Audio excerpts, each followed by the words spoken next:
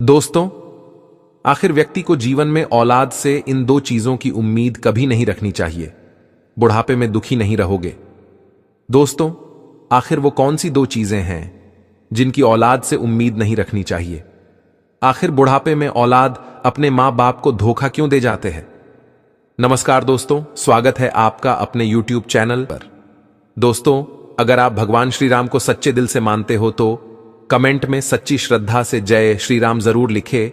मैं भगवान श्री राम से प्रार्थना करता हूं कि हे प्रभु श्री राम, जो भी भक्त इस वीडियो को पूरा देखेगा और कमेंट में जय श्री राम लिखेगा, उनके घर परिवार को सुख शांति और संपत्ति से भर देना।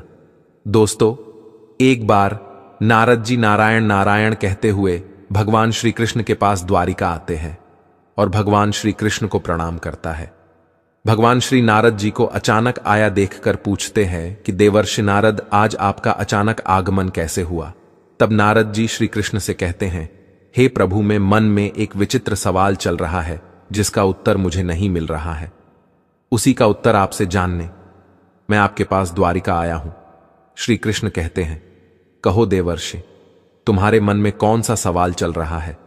हे प्रभु, जब मैं धरती लोक पर विचरण कर रहा था तब देखा कि बुढ़ापे में औलाद अपने मां बाप का सेवा करने के बजाय उसे घर से निकालकर जबरदस्ती वृद्धाश्रम में डाल रहे हैं। हे प्रभु, यह सब किस कारण से होता है, कृपया मुझे बताएं। श्री कृष्ण कहते हैं, हे देवर्षि, मैं इसका उत्तर आपको एक कथा के माध्यम से समझता हूं। इसे ध्यानपूर्वक पूरा सुनना, और जो भी व्यक्ति इस कथा को पूरा सुन लेता है उसको उनका औलाद कभी धोखा नहीं देगा। श्री कृष्ण कहते हैं, हे देवर्षि नारद जी, प्राचीन समय की बात है। किसी जंगल में एक मोर मोरनी का जोड़ा अपना घोंसला बनाकर रहते थे। वो दोनों पति पत्नी एक दूसरे से बहुत प्रेम करते थे। एक दिन की बात है, मोर की पत्नी गर्भवती हो जाती है। इस बात को जानकर कि अब वो दोनों माता पिता बनने वाले हैं, मोर और मोरनी बड़े प्रसन्न थे, बड़े खुश थे। मोर अपनी पत्नी का बड़ा ख्याल रखता था, हर दिन उसे दाना पानी लाकर घोंसले में दिया करता था। अब धीरे धीरे समय गुजरता गया और मोर की पत्नी का प्रसव का समय निकट आ जाता है। अब मोर की पत्नी बड़ी प्रसन्न थी। वह अपने पति मोर से कहती है कि पियारडी, हमारी संतान आने वाली है। बहुत ही जल्द मैं अपने बच्चों को जन्म देंगी। बुढ़ापे में वह हमारी खूब सेवा करेंगे, हमारा सहारा बनेंगे। अब हमें किसी बात की चिंता नहीं है, हमारी संतान हमारी खूब सेवा करेगी।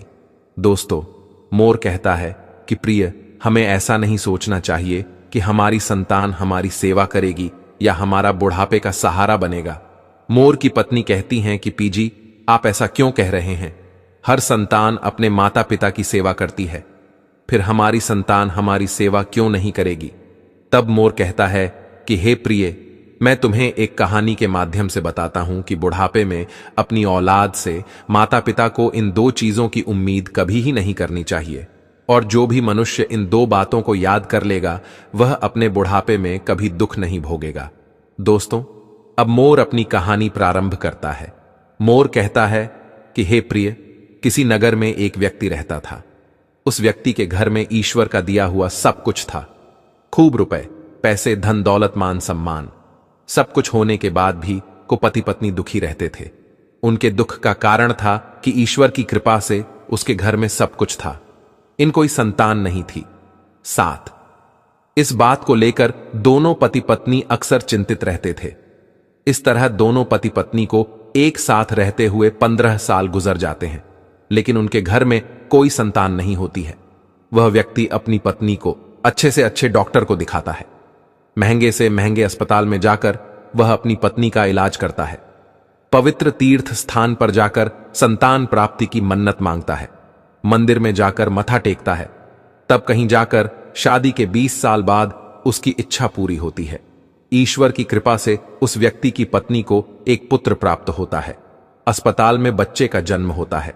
पुत्र जन्म की बात सुनकर वह व्यक्ति खुश हो जाता है।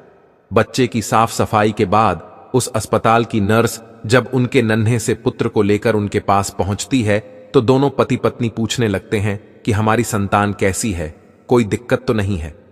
दोनों पति पत्नी की इन बातों को सुनकर नर्स उस व्यक्ति की पत्नी से कहने लगती है कि बहन जी, आपको जो पुत्र हुआ है वह सुंदर है, अच्छा है, लेकिन इसमें कमी है। नर्स के मुंह से। जब बच्चे की मां यह सुनती है कि कोई कमी है तो वह चिंतित हो जाती है। नर्स कहती है कि बहन, घबराने की कोई बात नहीं है। बहन जी, जो आपको पुत्र हुआ है वह सुंदर है, स्वस्थ है। बस उसमें एक कमी है कि उसकी एक आंख नहीं है। तुम्हारा पुत्र एक आंख से काना है, बस यही कमी है, बाकी सब ठीक है। दोस्तों, जब उस मां को यह पता चलता है कि मेरे बेटे की एक आंख नहीं है, मेरा पुत्र एक आंख से काना है, तो वह मां रोने लगती है और अपने पुत्र को सीने से लगा लेती है और कहने लगती है कि कोई बात नहीं, मेरे पुत्र की एक आंख नहीं है तो क्या हुआ, एक आंख तो सही है, जैसा भी है, पर यह तो मेरे दिल का टुकड़ा है। मेरे लिए दुनिया का सबसे सुंदर बच्चा मेरा पुत्र है। दोस्तों, मां के लिए सभी संतानें बराबर होती हैं, चाहे कोई काला हो, कुरूप हो, या चाहे कोई गोरा और सुंदर। मां कभी अपने बच्चों का शरीर नहीं देखती, वो उनकी आत्मा से जुड़ी होती है। मां उस बालक को देखकर कहती हैं, तो कितना सुंदर है मेरा बच्चा। दोस्तों, उस मां की इन बातों को सुनकर नर्स की आंखों में भी आंसू आ जाते हैं। वो नर्स सोचने लगती है, यदि परमात्मा को संतान का सुख देना ही था तो इस पुत्र को दोनों आंखें दे देता। मां कहने लगती है कि कोई बात नहीं, जैसा भी है, आखिर है तो मेरा ही बेटा, पर आज इसकी अगर दोनों आंखें सलामत होती तो और भी अच्छा होता है। दोनों आंखों के साथ मेरा पुत्र कितना सुंदर लगता। दोस्तों, मां की इन बातों को वह नर्स सुनती है तो वो कहने लगती है, बहन जी, यदि आप चाहते हो कि आपके पुत्र की दोनों आंखें हों तो ऐसा भी हो सकता है। जब मां यह सुनती है कि उसके बच्चे की दोनों आंखें लग सकती हैं तो वो कहने लगी, नर्स मैडम, यह कैसे संभव। अब नर्स उन्हें बताते हुए कहती है कि ऐसा हो तो सकता है, उसके लिए आप दोनों माता पिता में से किसी एक को अपनी एक आंख देनी होगी, इससे आपके पुत्र की दोनों आंखें ठीक हो जाएंगी। दोस्तों, नर्स की इन बातों को जब वो व्यक्ति सुनता है तो वह कहने लगता है, कोई बात नहीं नर्स मैडम, हमारे पुत्र की एक आंख तो सही सलामत है। हमारा पुत्र एक आंख से ही दुनिया देख सकता है, दूसरी आंख उसे लगाने की कोई जरूरत नहीं है। हमारा पुत्र जैसा भी है अच्छा है। मैं अपनी आंखें दान नहीं कर सकता क्योंकि मेरा घर मेरी मेहनत मजदूरी से ही चलता है। जब मेरी एक आंख नहीं होगी तो कैसे मैं अपने परिवार को पाल पाऊंगा, कैसे इस बच्चे का खर्च उठा पाऊंगा। यह तो तभी संभव है जब मेरी दोनों आंखें ठीक होंगी। मैं एक पिता हो और अपनी पत्नी को और बच्चों को पालने का भार मेरे कंधों पर है। अब रही बात मेरे पुत्र के एक आंख की, तो ये सब परमात्मा की देन है। ईश्वर ने जिसे जिस रूप में भेजा है वह हमारा पुत्र उसी रूप में ठीक है। दोस्तों, पिता ने तो साफ इनकार कर दिया, लेकिन मां तो आखिर मां होती है, को नर्स से कहती है कि मैडम, यदि ऐसा हो सकता है तो मैं अपनी एक आंख अपने पुत्र को देना चाहती हूं। मेरा क्या है, मुझे तो घर पर ही रहना है, लेकिन मेरे बेटे को तो अपना पूरा जीवन काटना है। इसलिए नर्स मैडम, मैं अपनी एक आंख अपने पुत्र को देना चाहती हूं।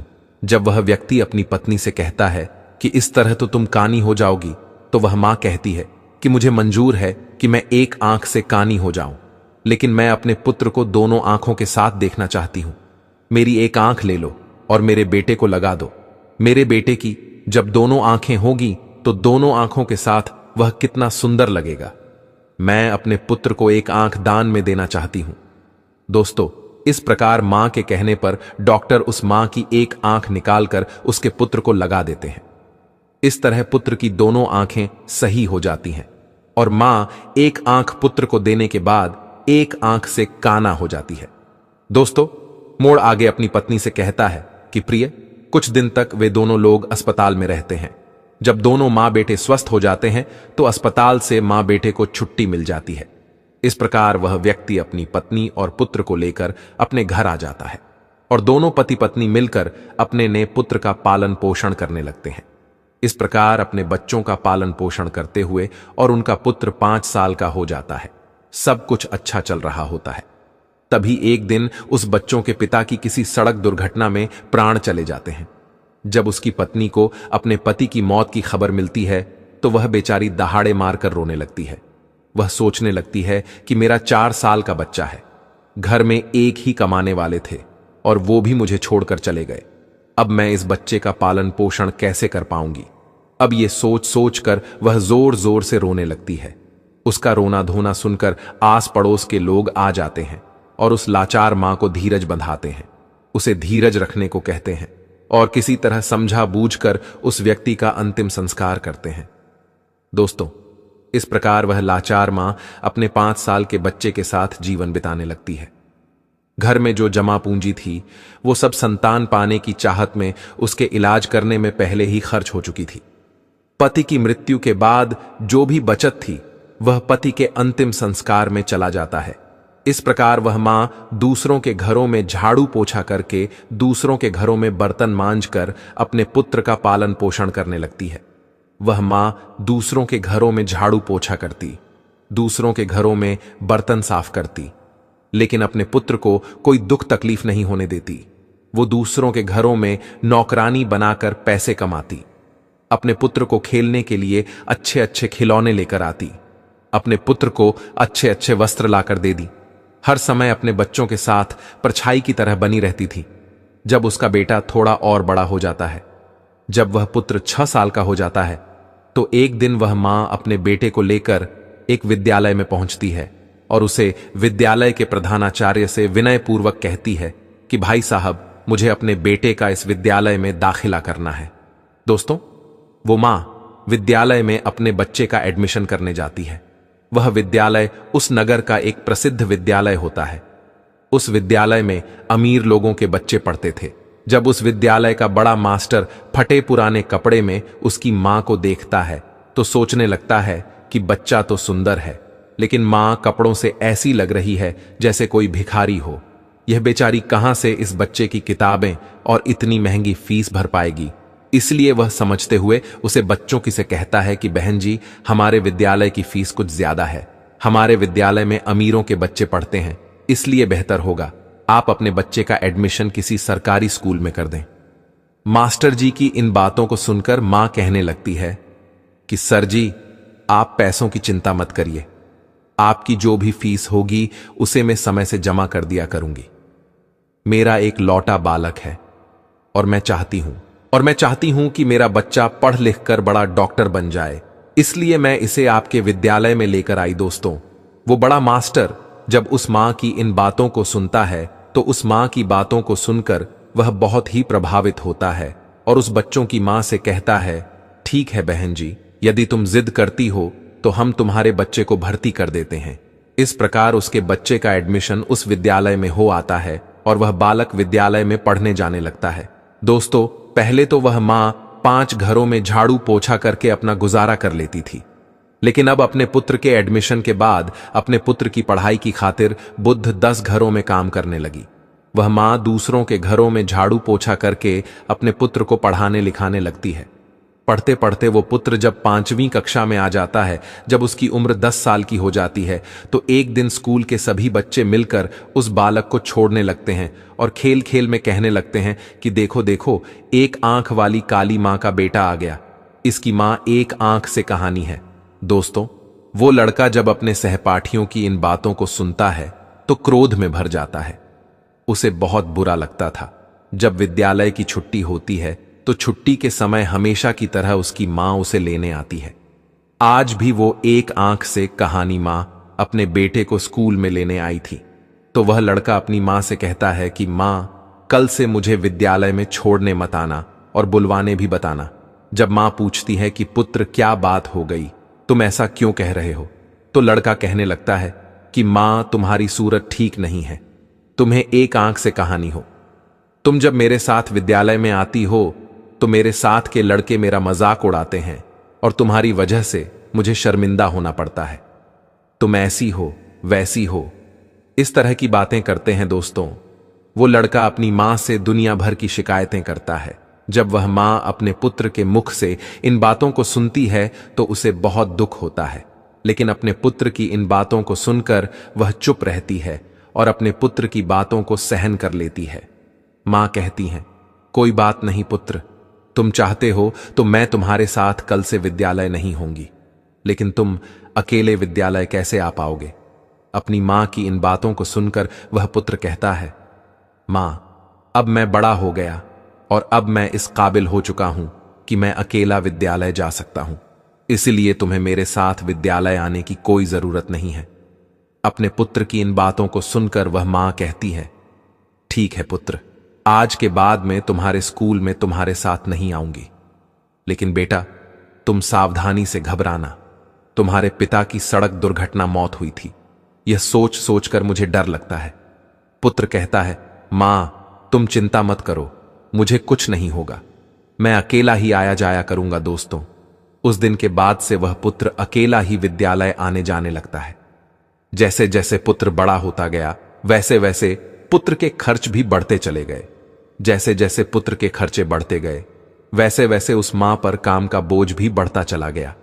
दोस्तों, धीरे धीरे समय गुजरता चला गया और इस प्रकार वो लड़का विद्यालय की पढ़ाई पूरी कर लेता है और उसकी पूरी क्लास में सबसे अच्छे नंबर आते हैं। इसके बाद वह आगे की पढ़ाई करने के लिए शहर चला जाता है। दोस्तों, जब पुत्र शहर में जाता है तो उधर उसकी मां जो पैसा कमाती थी, वो पैसा कम पड़ने लगता है, क्योंकि पहले तो सिर्फ किताबें और फीस का खर्चा था। लेकिन जब बेटा शहर चला जाता है तो उसके और भी खर्च बढ़ गए थे। लेकिन उस मां ने हार नहीं मानी। पहले जहां 15 घरों में काम करके अपने बेटे का खर्चा पूरा करती थी, वहीं पुत्र के शहर जाने के बाद वो 30 घरों में बर्तन साफ करने लगी और झाड़ू पोछा करती। दिन भर मेहनत करती और मेहनत करते करते रात के 11 बज जाते थे। तब जाकर वह बेचारी मां अपने पुत्र के लिए महीने का 5,000 भेज पाती थी। वह इसलिए इतनी मेहनत करती थी कि एक दिन जब उसका बेटा पढ़ लिख कर बड़ा डॉक्टर बन जाएगा तो मुझे सुख मिलेगा। एक न एक दिन मुझे भी आराम मिलेगा। आज मेरी मेहनत से मेरा बेटा डॉक्टर बन जाएगा तो मेरे बेटे के साथ रहकर मैं भी सुखी रहेंगे। इसलिए वो मां खूब मेहनत करती थी और 30 घरों में काम करके अपने पुत्र के लिए पैसा भेजा करती थी। इस प्रकार मेहनत करते करते समय से पहले ही बूढ़ी हो जाती है। धूप में उसका गोरा रंग काला पड़ जाता है, लेकिन वो अपने पुत्र के लिए कोई दिक्कत नहीं होने देती है। दोस्तों, मोड़ आगे अपनी पत्नी मोर से कहता है कि प्रिय, जब ऐसे ही कुछ दिन और बीत जाते हैं तो उस मां को एक दिन एक पत्र मिलता है। उसमें लिखा होता है कि मां, अब मैं शहर में बड़ा डॉक्टर बन चुका हूं, अब तुम्हें मेरे लिए पैसे भेजने की जरूरत नहीं है। दोस्तों, जब उस मां को यह पत्र मिलता है कि मेरा बेटा डॉक्टर बन गया है तो वह बहुत खुश हो जाती है और सोचने लगती है कि पति के जाने के बाद यह मेरा बेटा ही तो मेरा सहारा है और मेरी जैसी इच्छा थी कि मेरा बेटा डॉक्टर बन जाए तो वो इच्छा भी मेरी पूरी हो गई। दोस्तों, उस माह के बेटे ने यह बात मां को पत्र लिखकर बताई थी कि माह में डॉक्टर बन गया हो, लेकिन वो बेटा अभी तक गांव में मां से मिलने नहीं आया। जब उस बूढ़ी मां को यह पत्र मिलता है तो वह बूढ़ी मां पूरे गांव में मिठाइयां बांटती है और सारे गांव के लोगों को बड़े गर्व से बताती है कि उसकी में सफल हो गई, उसका बेटा अब डॉक्टर बन चुका है। इस प्रकार वह मां अपने पुत्र के गांव आने का इंतजार करने लगती है। वह मां सोचने लगती है कि मेरे बेटे को शहर गए हुए बहुत समय बीत चुका है, अब वो डॉक्टर बन गया है तो वह मुझसे मिलने के लिए गांव जरूर आएगा। मैं अपने पुत्र की आरती उतारेंगे, उसकी पसंद का भोजन बनाऊंगी। दोस्तों, अब वह मां अपने पुत्र के आने की राह देखती है। हर दिन वो इंतजार करती है कि आज मेरा पुत्र आता होगा। किसी की गाड़ी घर के सामने से निकलती तो वह मां दौड़कर घर के बाहर जाती। उसे लगता है कि उसका पुत्र आया होगा। इस तरह इंतजार करते करते उसे कई दिन बीत गए। रात में उस मां को नींद नहीं आती थी। वह सोचने लगती कि जाने क्या मजबूरी है, मेरा बेटा मुझे लेने क्यों नहीं आया, कब मुझे अपने साथ ले जाएगा। अब वो दिन नहीं आएंगे कि मैं दूसरों के घरों में बर्तन साफ करो, दूसरों के घरों में झाड़ू पोछा करो। अब तो मैं आराम से बैठकर अपने बेटे की कमाई का खाऊंगी। अब तो मेरे बेटे के घर में नौकर चाकर भी होंगे, गाड़ी बंगला भी होगा। अब मेरे दुख के दिन बीत चुके हैं। इसी तरह वह मां सारे दिन बेटे के सपने देखा करती थी। दोस्तों, इस तरह उस मां को अपने बेटे का इंतजार करते हुए 1 साल बीत जाता है, लेकिन वह बेटा 1 साल में एक दिन भी मां के पास नहीं आता है। फिर एक दिन उस मां के पास बेटे का दूसरा पत्र आता है। उस पत्र में लिखा होता है कि मां, मेरी शादी हो गई है और तुम्हें पता है जिस लड़की के साथ मेरा विवाह हुआ है वह बहुत ही अमीर घर की है। जिस लड़की से मेरा विवाह हुआ है वो एक बहुत बड़े डॉक्टर साहब की बेटी है। मैंने प्रसिद्ध डॉक्टर की बेटी के साथ अपना विवाह किया है। मेरी पत्नी बहुत ही सुंदर है। दोस्तों, जब वो मां उस पत्र में लिखी बातों को पढ़ती है तो उसकी आंखों से आंसू की धारा बहने लगती है। उसे बड़ा ही दुख होता है, क्योंकि मां तो सोच रही थी कि अब बेटा डॉक्टर बन गया है, तो मेरे बेटे के लिए अच्छे अच्छे रिश्ते आएंगे। मैं अपनी पसंद की लड़की के साथ अपने बेटे की शादी करूंगा।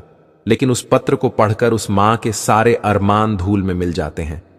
को मां सोचती है कि हे भगवान, मैंने ऐसे कौन से पाप किए थे, ऐसी मुझसे कौन सी गलती हो गई जो मुझे इतनी बड़ी सजा मिल रहे। हर माता पिता का सपना होता है कि वे अपने हाथों से अपने बेटे को दुल्हा बनाएं, अपने हाथों से अपने बेटे को सजाएं और अपना आशीर्वाद देकर अपने बेटे की शादी करवाई। लेकिन मेरे पुत्र ने तो अपनी शादी में मुझे बुलाया तक नहीं, मुझे बताया तक नहीं और विवाह कर लिया। क्या मैं यही दिन देखने के लिए अपने पुत्र को पढ़ा लिखा कर इतना बड़ा किया था? इसके लिए मैंने इतनी मेहनत मजदूरी की थी, दूसरों के घरों में झूठे बर्तन साफ किया, मेहनत मजदूरी करके पढ़ाया लिखाया, उसे इस लायक बनाया। क्या मेरा इतना भी अधिकार नहीं था जो मुझे मेरे बेटे ने अपनी शादी में के लिए भी नहीं पूछा? अब शादी करने के बाद पत्र लिखकर बता रहा है कि मां मैंने शादी कर ली। दोस्तों, यह सोच सोचकर वह मां पूरी रात आंसू बहाती रही। इतना होने के बाद भी मां अपने पुत्र को दुआएं देती रही, रोते रोते सो जाती है। दोस्तों, फिर भी उस मां के मुंह से अपने बेटे के लिए आशीर्वाद ही निकलता है। कहती है, कोई बात नहीं बेटा, तुमने बिना बताए शादी कर ली, लेकिन मेरा आशीर्वाद तुम्हारे साथ है। अम्मा सोचती हैं कि मेरे पुत्र ने विवाह तो कर लिया, उसकी पत्नी भी आ गई। अब हो सकता है कि मेरा बेटा और बहू दोनों मिलकर मुझसे मिलने मेरे घर आए।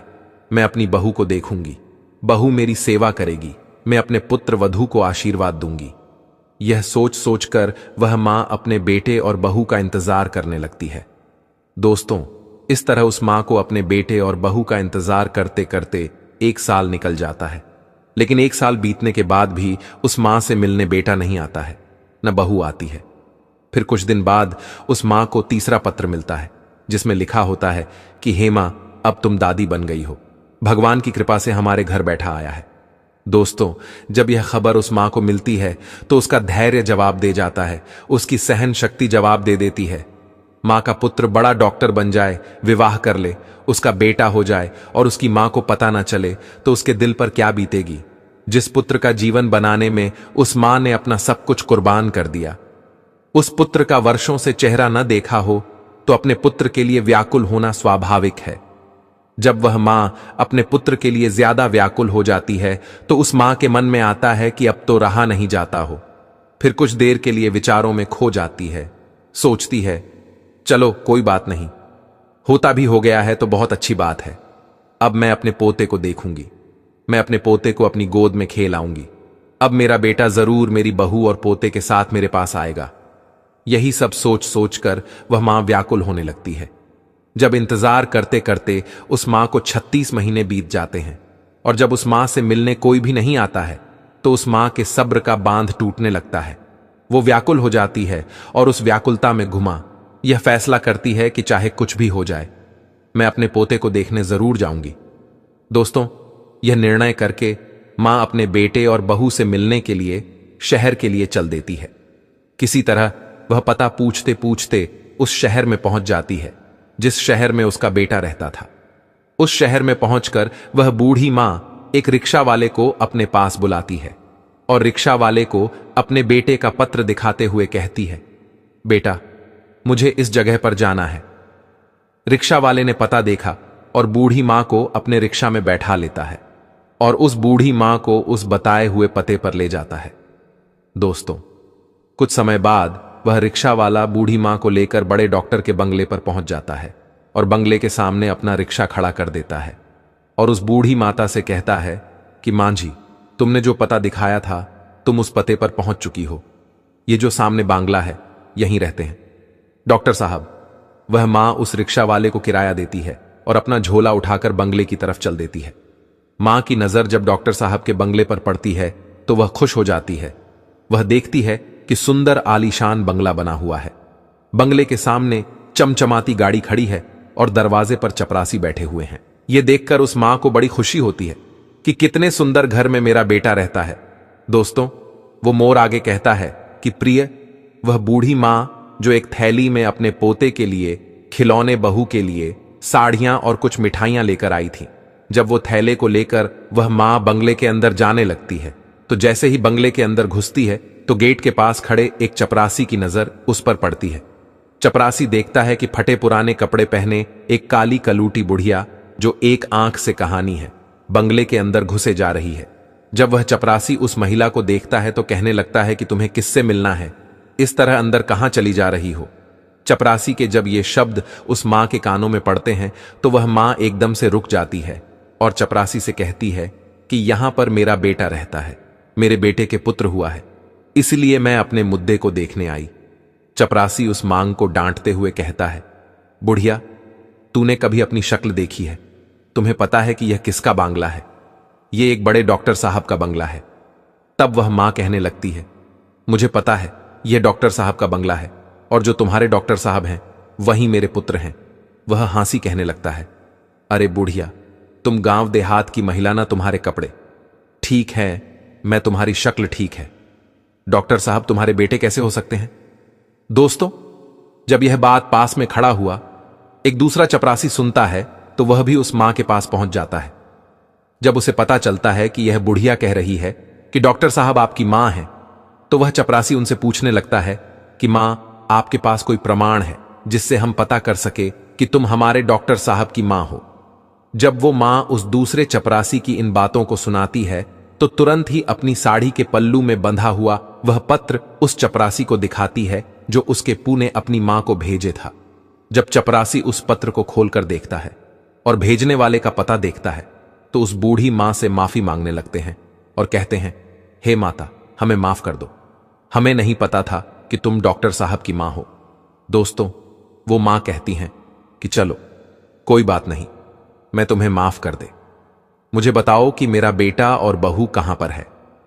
तब वह चपरासी दूर से इशारा करते हुए कहता है कि ऊपर जो कमर दिख रहा है वह तुम्हारे बेटे का कमरा है और वो अभी इस समय घर पर ही है। दोस्तों, अब वह मां अपना सामान तो नीचे रख देती है कि सामान को तो मैं बाद में ले जाऊंगी, पहले अपने पोते को देख लेती हूं, बहू को देख लेती हूं। बूढ़ी मां अपने पोते को देखने के लिए जल्दी जल्दी सीढ़ियां चढ़कर घर के अंदर जाती है। जैसे ही वह मां घर के अंदर आती है तो वह देखती है कि घर के आंगन में बल्ला रखा हुआ है और उस पालने में उनका पोता झूल रहा है। जैसे ही उस बूढ़ी मां की नजर अपने पोते पर पड़ती है तो वह दौड़कर पालने से अपने पोते को उठा लेती है और अपने पोते को सीने से लगाकर दुलार करने लगती है। दोस्तों, जब वह बूढ़ी मां अपने पोते को गोदी में लेकर दुलार करने लगती है तो बच्चे की नींद टूट जाती है और वो जोर जोर से रोने लगता है। बच्चे के रोने की आवाज जब पुत्र वधू के कानों में पड़ती है तो वह रसोई से बाहर आती है और सोचती है कि न जाने मेरे बच्चे को क्या हो गया, इतनी तेज क्यों रो रहा है। जब वो रसोई से निकलकर आंगन में आती है और अपने बच्चे को एक भिखारी जैसी दिखने वाली बुढ़िया के हाथों में देखती है तो वह चिल्लाने लगती है, अपने पति को आवाज देती है कि सुनिए जी, कोई काली कल्लूटी बुढ़िया जो एक आंख से कहानी है वह हमारे बच्चे को छुड़ाने आई है। पत्नी का चिल्लाना सुनकर पति भी नीचे आ जाता है तो पति के आते ही बहू अपने बच्चे को बूढ़ी मां से छीनकर अपने सीने से लगा लेती है और अपने पति से कहती है कि तुमने घर में कैसे चपरासी रखे, कोई भी हमारे घर में घुसा चला आता है, देखना यह भिखारी बुढ़िया हमारे बच्चे को चुराने आ गए। दोस्तों, वो बूढ़ी मां कहती हैं कि बहू में चोर नहीं हो, मैं तो तुम्हारी सास हो और ये तुम्हारे पास जो खड़ा है वो मेरा बेटा है, तुम्हारी गोदी में जो खेल रहा है वो मेरा पोता है, मैं भला पोते को चुराकर कहां ले जाऊंगी। जब बहू माता जी की इन बातों को सुनती है तो वह अपने पति से कहती है कि यह बुढ़िया क्या कह रही है, क्या सच में यह भिखारी जैसी दिखने वाली आपकी मां है क्या? ऐसे ही गरीब परिवार में आपने जन्म लिया है, मुझे पहले तो कभी आपने बताया नहीं कि आपकी कोई मां भी है। जब बेटा अपनी पत्नी की इन बातों को सुनता है तो कहने लगता है कि यह बुढ़िया जिसके लिए मैंने अपनी जवानी को कुर्बान कर दिया, वह कह रहा है कि यह बुढ़िया झूठ बोल रही है, यह मेरी मां नहीं है, इस संसार में मेरा एक ही सहारा था, आज तो वो भी छूट गया। दोस्तों, वो मां समझ जाती है कि मेरे पुत्र ने बड़े घर की बेटी के साथ विवाह किया है, मेरा बेटा बड़े पद पर पहुंच गया, इसलिए मुझे पहचानने से इनकार कर रहा है। मां ने कहा, बेटा कोई बात नहीं, मुझे लगा कि तुम मेरे पुत्र हो, इसलिए मैं तुम्हारे पास चली आई, क्योंकि तुम्हारे जैसा एक मेरा भी पुत्र है जिसे मैंने मेहनत मजदूरी करके डॉक्टर बनाया है, जो मेरे जीने का सहारा था। लेकिन अब मुझे पक्का यकीन है कि तुम मेरे बेटे नहीं हो सकता है। मुझसे गलती हो गई है दोस्तों। इतना कहकर वह मां रोती रोती घर की सीढ़ियों से नीचे उतरने लगती है और सोचने लगती है कि बुढ़ापे में एक ही सहारा था और वह भी आज मुझसे छूट गया। अब किसके सहारे में गया? एक आस थी, वह भी टूट गई। वह सोचती है कि जिसे मैं जीवन की खुशी समझा था, जिसको मैंने अपने जीवन जीने का अधिकार माना था, जो जीवन की नया को पार लगाने वाला था, वहीं बुढ़ापे का जीवन नया को मझधार में डूबा रहा है दोस्तों। इस प्रकार रोते रोते मां भारी कदमों से नीचे उतरने लगते हैं। अब वो मां सोचती है कि जब बेटे ने ही मुंह मोड़ लिया है तो अब जीकर मैं क्या करूंगी। अब बेटा ही नहीं रहा तो इस जीवन का क्या होगा प्रकार। वह मां अपने बेटे के घर से बाहर निकल जाती है और बंगले के बाहर जो चपरासियों का कमरा था वहां पहुंच जाती है और एक चपरासी को अपने पास बुलाकर कहती है, बेटा मुझे एक पत्र लिखवाना है। क्या तुम मेरे लिए इतना कर सकते हो दोस्तों? क्योंकि चपरासियों को तो पहले ही पता था कि यह बूढ़ी औरत डॉक्टर साहब की मां है, इसलिए वे तुरंत ही कागज कलम ले आता है और पूछने लगता है कि बताओ मां जी, मुझे क्या लिखना है। इस तरह बूढ़ी मां बोलती जाती है और वह चपरासी लिख आता जाता है। जब वह पत्र पूरा लेख जाता है तो वह मां उस चपरासी से कहती है, बेटा मुझे बहुत जोरों की प्यास लगी है, क्या तुम मेरे लिए थोड़ा पानी ला सकते हो दोस्तों? उस मां के कहने पर चपरासी तो बूढ़ी मां के लिए पानी लेने चला जाता है और इधर वह बूढ़ी मां अपनी साड़ी का फंदा पंखे में डालकर और आत्महत्या कर लेती है। जब चपरासी पानी लेकर वापस लौटता है तो कमरे का नजारा देखकर हैरान रह जाता है। चपरासी ने देखा कि वह माताजी फांसी के फंदे पर झूल रही है। अब तुरंत ही वह जाकर यह खबर डॉक्टर साहब को देता है। इस खबर को सुनकर वह पति पत्नी दौड़े दौड़े उस कमरे में आते हैं। आगे आगे डॉक्टर साहब और पीछे पीछे उनकी पत्नी दौड़ते हैं। जब वो पुत्र अपनी मां को इस हालत में देखता है तो अपनी मां को देखकर उसके पैरों तले जमीन खिसक जाती है। दोस्तों, वो पुत्र अपना माथा पकड़ लेता है और सिर पकड़कर जमीन पर बैठ जाता है। वह सोचने लगता है कि मुझे नहीं पता था कि मेरी बातें मेरी मां को इतनी बुरी लगेगी। मैं तो अपनी पत्नी को झूठी शान शौकत दिखाने के कारण मां को पहचानने से इनकार कर रहा था, इसलिए कह रहा था कि मेरी कोई मां नहीं है। मुझे डर था कि मेरी असलियत जानकर मेरी पत्नी मुझे छोड़ ना दे, इसलिए मैंने यह बोल दिया कि मेरी कोई मां नहीं है। लेकिन तुमने तो मेरे झूठ को सच बना दिया। एक बार पुत्र की मजबूरी के बारे में सोचा होता है। जब पत्नी की नजर फांसी पर झूलती हुई उस मां के हाथों पर पड़ती है, जब उस बेटे की पत्नी फांसी पर झूलती हुई मां के हाथों में कागज का टुकड़ा देखती है, तो वो उस कागज के टुकड़े को बूढ़ी मां के हाथों से लेकर पढ़ने लगती है। पढ़ते पढ़ते उसकी आंखें भर आती हैं। उस पत्र में लिखा हुआ था कि बेटा मेरा आशीर्वाद है कि तुम खूब उन्नति करो।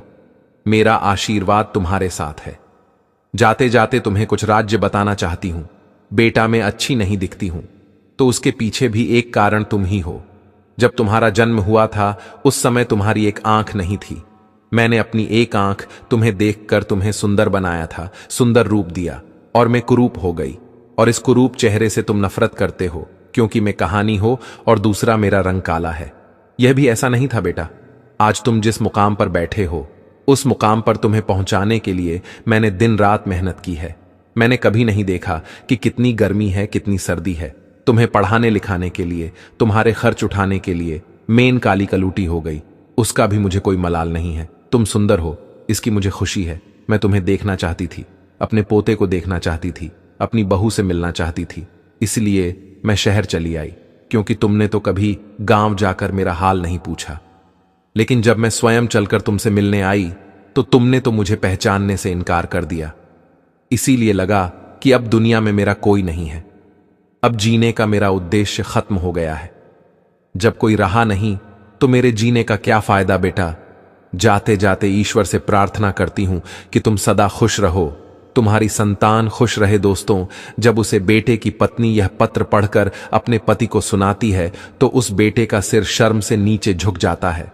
उसे अपने आप से घृणा होने लगती है कि जिस मां ने मेरी जिंदगी बनाने में अपना सब कुछ ने और चावल कर दिया, वही मां आज मेरी चौखट पर मुझसे मिलने आई तो मैंने एक गिलास पानी तक नहीं पूछा।